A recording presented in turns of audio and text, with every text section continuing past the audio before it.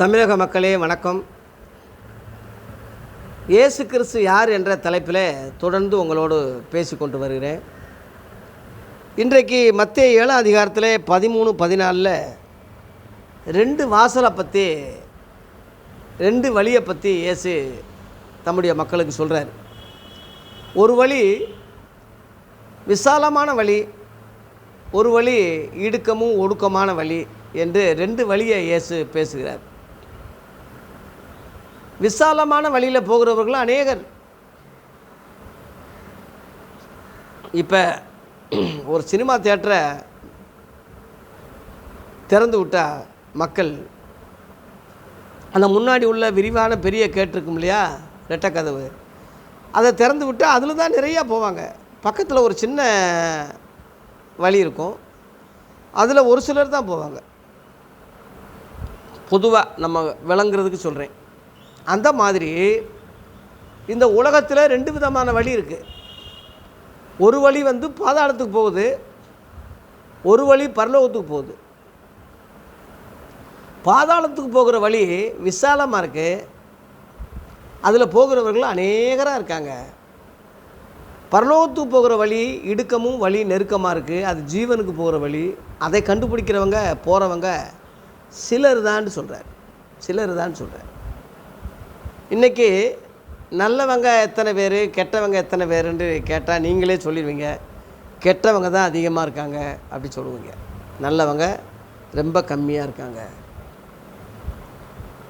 ஒரு மேதை பகல் வேளையில் ஒரு தீபத்தை எடுத்துக்கிட்டு தேடிக்கிட்டே போனாராம். எதை தேடுறீங்க பகலில் அப்படி சொல்லும்போது, மனிதனை தேடுறேன், நல்ல மனிதன் இருக்கானா அப்படின்னு தேடுறேன்னு ஒரு மேதை சொன்னதாக ஒரு அறிஞர் கவிஞர் தன்னுடைய கவியில் பாடியிருக்கார். அது மாதிரி மனுஷன் எல்லாம் மனுஷனா? இன்றைக்கி நம்ம இந்தியாவில் 150 கோடி, ஏறக்குறைய 140-150 கோடிக்கு நெருக்குது. உலக அளவில் எடுத்துக்கிட்டால் 800 கோடிக்கு மக்கள் இருக்காங்க. இந்த 800 கோடி மக்களும் நல்வழியில் போகிறாங்களா? நல்ல பாதையை கண்டுபிடிச்சி போகிறாங்களா? நன்னெறிகளை சொல்கிறாங்களா? இப்போ நம்ம செல்ஃபோனு எத்தனையோ பேர் கையில் இருக்குது. எத்தனை பேர் அது நன்மைக்கு பயன்படுத்துகிறாங்க, நன்மைக்காக அதை பயன்படுத்துகிறாங்க? எத்தனை பேர்? ஒரு சிலர் தான். அறிவாற்றலுக்கு, படிப்புக்கு, எஜுகேஷனுக்கு, சில சமையல் காரியங்களுக்கு, சேதிக்கு, நாட்டு நடப்புக்கு, பொதுவாக சரித்திரங்களை தெரிந்து கொள்வதற்கு சில மக்கள் தான் அதை நன்னறிகளை எடுத்துக்கிறாங்க.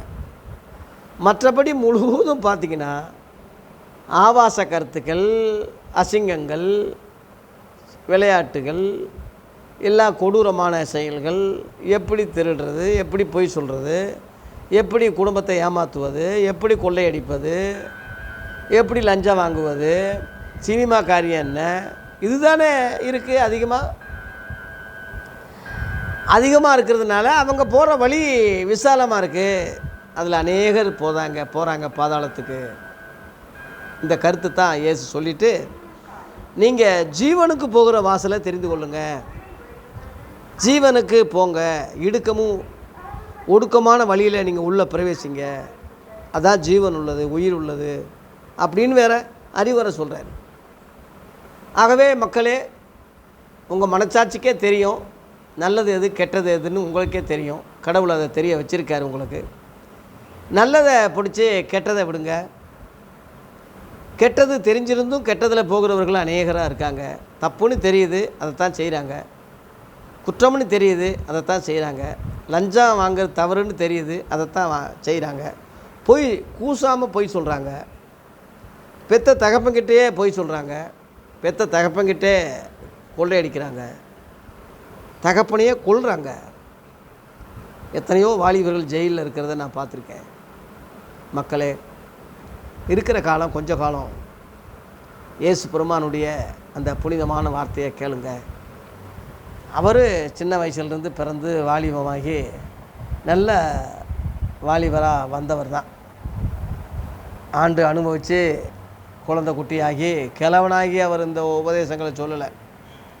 வாலிப நாட்களில் நம்மை போல எல்லா விதத்துலேயும் அவர் சோதிக்கப்பட்டாலும், பாடுபட்டாலும், நிந்திக்கப்பட்டாலும், புறக்கணிக்கப்பட்டாலும், நமக்குள்ள எல்லா ஆசபாசங்கள் 100க்கு 100 அவருக்கு இருந்தாலும் அதன்படி செய்யாமல் இறைவனுடைய வழியில் சென்று அவருடைய உபதேசங்களை மக்களுக்கு சொல்லி அந்த கருத்துக்களை பின்பற்றக்கூடிய வகையில் சொன்னதோடு கூட வாழ்ந்தும் காட்டினார். என்னிடத்தில் பாவம் உண்டு, உங்களில் யார் என்னை குற்றப்படுத்தக்கூடும்? நான் சத்தியத்தை சொல்லியிருக்கும்போது பின்ன ஏன் என்னைய விசுவாசிக்கலைன்னு சொல்லி யோவான் 8:46 சொந்த ஜனங்கள் யூதர்கள் மத்தியிலேயே அந்த கேள்வி கேட்குறார். யாருமே பதில் சொல்ல முடியல இன்ன வரைக்கும். அவரை விசாரித்த கவர்னர் பிலாத்து, இவனிடத்தில் எந்த குற்றமும் நான் காணேன் அப்படின்னு சொல்லி, இவர் இரத்த பலிக்க நான் நீங்களாயிருவேன், உடன்பட மாட்டேன்னு சொல்லி கையை கழுவிடுவான். அந்த அளவில் விசாரணையில் பரிசுத்தராக இருந்தார், வாழ்க்கையில் தூய்மை உள்ளவராக இருந்தார், பாவத்துக்கு விலகினவர், வானங்களிலே உயர்ந்தவர், பரிசுத்தமானவர் என்று பெயர் பெற்றார். ஆகவே இப்படிப்பட்ட தேவகுமாரனுடைய வார்த்தைகளை நம்ம கேட்டு இடுக்கமும் வழி நெருக்கமான ஜீவனுக்குரிய வழியை நம்ம போவோம். அது ஒடுக்கம் இடுக்கம்னு ஏன் சொல்கிறோம்னா, நல்லவனாக வாழ்வது ரொம்ப கஷ்டம், கெட்டவனாக வாழ்கிறது ஈஸி. ஒரு மனுஷன் வேதனைப்படும் போது நல்லா சபிச்சு வஞ்சி கெட்ட வார்த்தை பேசி நல்லா வஞ்சம்னா எவ்வளவோ ஆறுதலாக இருக்கும் அவனுக்கு, எவ்வளவோ அந்த பழி தீர்க்கக்கூடிய குணம் குறையும். அடக்குறான் பாருங்க, வையக்கூடாது திட்டக்கூடாது அப்படின்னு அடக்கும்போது அந்த வேதனை அனுபவிக்கிறவனுக்கு தான் தெரியும் அந்த வலி. அது மாதிரி கெட்டவன் நடப்பது ரொம்ப ஈஸி. என்னடா உலகம், இஷ்டத்துக்கு இஷ்டத்துக்கு எவன் எப்படியோ வாழ்ந்து போகலாம். இப்படித்தான் வாழணும்னு சொல்வது கஷ்டம், நல்லவனாக வாழ்வது கஷ்டம். பீடி குடிக்கக்கூடாது, சீரட்டை குடிக்கக்கூடாது, லஞ்சம் வாங்கக்கூடாது, பொய் சொல்லக்கூடாது, நேர்மையாக இருப்பேன், உண்மையாக இருப்பேன்னா யார் அப்படி இருக்காங்க? அந்த கூட்டத்தில் நாம் எப்படி ஒரு ஆள் மட்டும் அப்படி நடக்க முடியும்? நடந்தால் மக்கள் நம்மளை என்ன நினைப்பாங்க? மெண்டல் பிடிச்சவன், லூஸு, பைத்தியக்காரன், அப்படி தான் நினைப்பாங்க. இப்போ அது கஷ்டம் இல்லையா? கடவுளுடைய பார்வைக்கு நம்ம நல்லதாக இருக்கலாம், மனசன் பார்வைக்கு கெட்டவனாக இருப்போம், மெண்டலாக இருப்போம். ஆகவே ஆனாலும் மனுஷனை நான் பார்க்க மாட்டேன், இறைவனை தான் பார்ப்பேன். எல்லாருடைய வழியில் நான் போக மாட்டேன். நானே வழி என்று சொன்னாரே, அவர் வழி தான் என் வழி. நானே சத்தியம்னு சொன்னாரே, அந்த சத்தியம்தான் என் சத்தியம். நானே ஜீவனமாக இருக்கேன்னு சொன்னாரே, அந்த ஜீவன் தான் என் ஜீவன்.